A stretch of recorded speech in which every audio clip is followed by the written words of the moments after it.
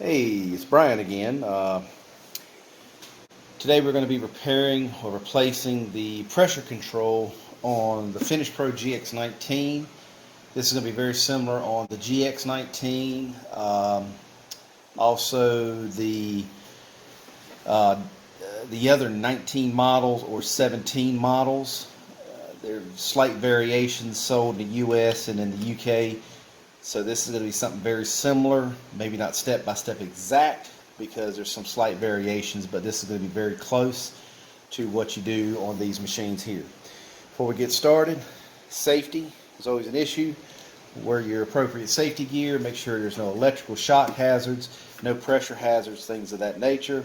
And as I've mentioned many times in my other videos, this is a working shop, so from time to time I will have to stop in order to do what pays the bills, which is my customers. Have to help my customers and make sure they're taken care of. This by no means is a substitute for taking your equipment to any certified shop. I recommend that being step one, but sometimes you just don't have the opportunity to do it, so this is going to help you take care of some of the problems you may face. Again, pressure control on this one. I cannot show you how to take the pressure control off because the customer was kind enough to do this, start this project without me. So the pressure control goes right here, and they've already taken it out because they thought something was wrong with it. May been, may not, I don't know, but now they don't know how to put the new one on. So before we get started, set this up. So this is the way the machine would normally look when you purchase it or get ready to use it. You got a hopper here, pour your paint in, it pumps through the machine. Pressure control here, prime valve under here, your hose goes here. It's a good little machine, especially for trim work, small jobs, things like that.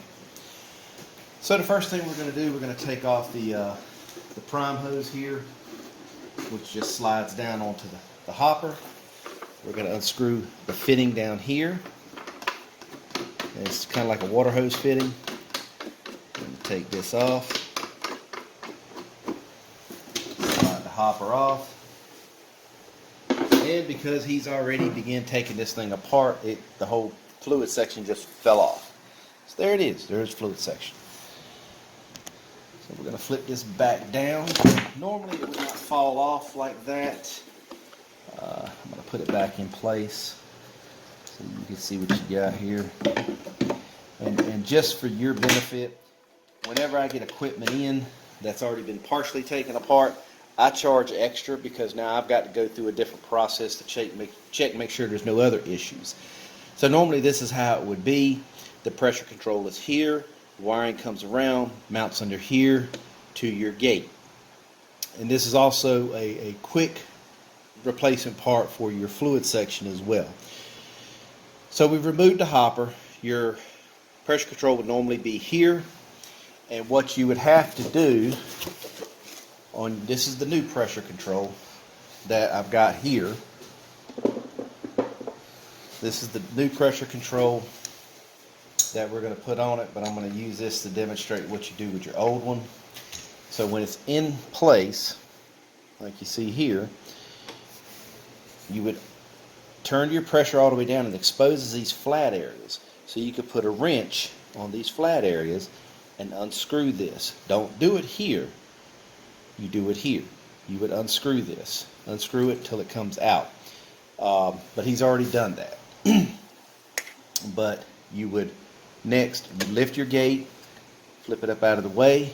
You can see this white area. That's what engages into the electrical wiring. These two screws hold this down. So he's already got it removed. So I'm just going to pull these out.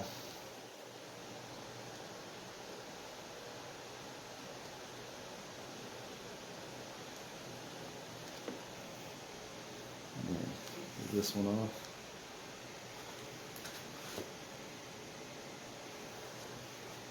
Yeah, let's do this first. So the wiring will be on here. Again, you take these off, you would take the harness off of it. Once you take the harness off of it, you would be able to pull the whole fluid section loose from the machine. That's stuck. There we go. So there's your whole fluid section. So if you wanted to rebuild this, at this point you would just take this off with a wrench. The whole section would slide out. The new piece would slide in and you tighten it up. You've just rebuilt the pump on this one at that point. So I'm going to take this off. And I apologize that this one's already started. I just hate that I can't show you the complete process. So now your block has the pressure control's been removed and everything's ready to go.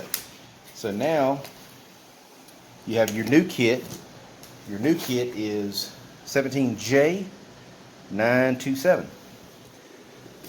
And in your kit you got a variety of things that you may or may not need depending on which setup you have. We've got some thread lock here. Comes in your package. Pull the cap off of it. I'm going to put a couple drops right on here. And you got to be careful when you're taking this pressure control off. If you're not careful, I have seen this nipple break off inside of the block. And then you've got a heck of a time trying to get that out of there.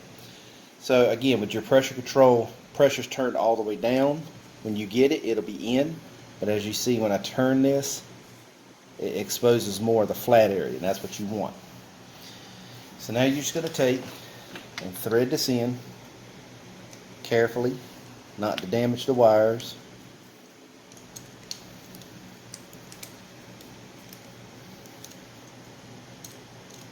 And you're going to get to a point it's going to bind, and then you're going to actually start turning the knob independent of the base.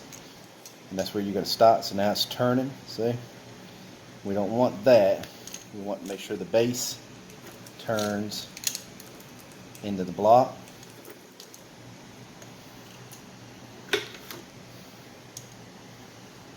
So now it's as tight as I can get it with my hand. Then we're going to take the wrench. And we're going to bring it around, tweak it. You don't need to tighten this thing down like you're a gorilla. That's not what you want to do. You want to tweak it a little bit tight. So that when you're turning this, it doesn't unscrew and it doesn't leak. Alright, so now you can see we're turning it in and out. It's not the base is steady and stationary. Alright, so now we've got this on. Now we're going to come back around to the front of the pump.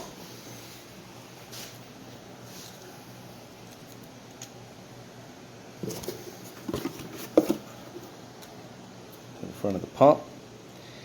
And you see what we got here. You want this clip facing up like that.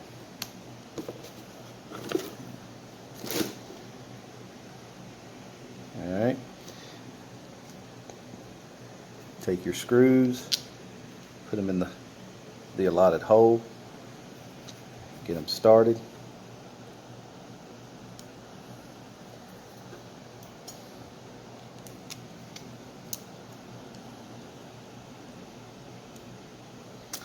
And drawback to doing something this small, it's harder to see because my big old meat hooks can be in the way. And the screw just goes in the hole. Start tightening it by hand. Screwdriver.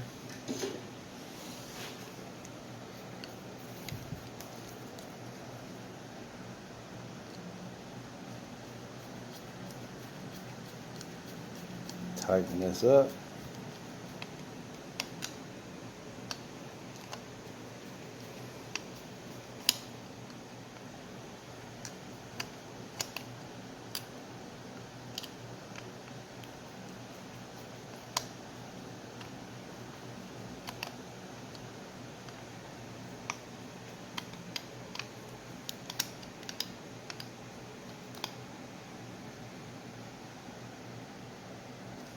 Alright.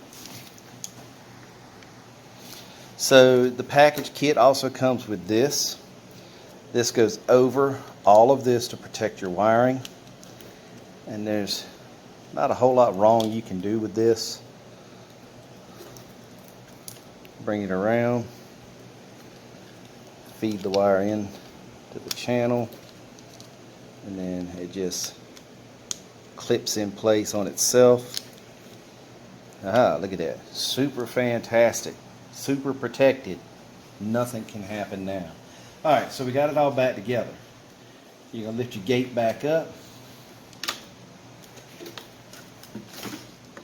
And slide everything back in place. You see the two studs here that slide into these two front holes.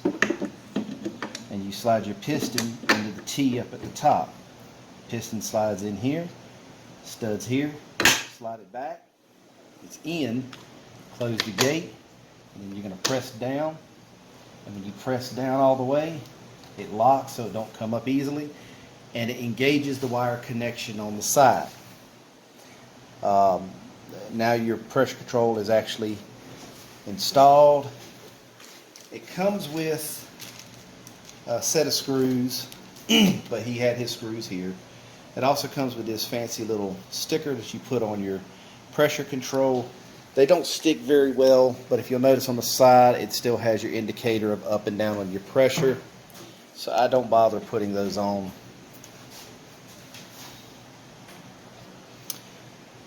Alright, so we're going to put the hopper back on. You're going to flip it back up into its upright position, like you're on a plane.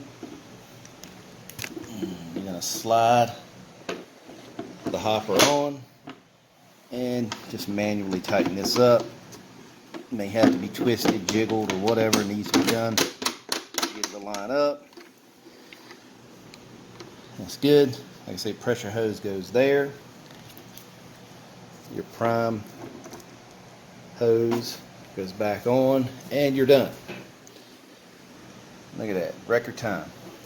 So when you have to do this, on the bottom of the machine, you're going to have a part number right here. And that part number, you're going to need to look this part number up to tell you what part you need, because there's like 8 different styles of this because it's sold all over the world. You want to make sure you get the right one. Once you've got that, you've seen all the steps needed to do it, have at it. Got any questions, comments, requests? I repair a lot of different things, not just paint sprayers, pressure washers, but I do generators, sanding equipment, Festool, Porter cable, pretty much anything people bring in to me. So if you got a request for something, I'll see what I can do for you. As long as I can get it in, I can do the video for you. You guys be safe. Thank you for your time.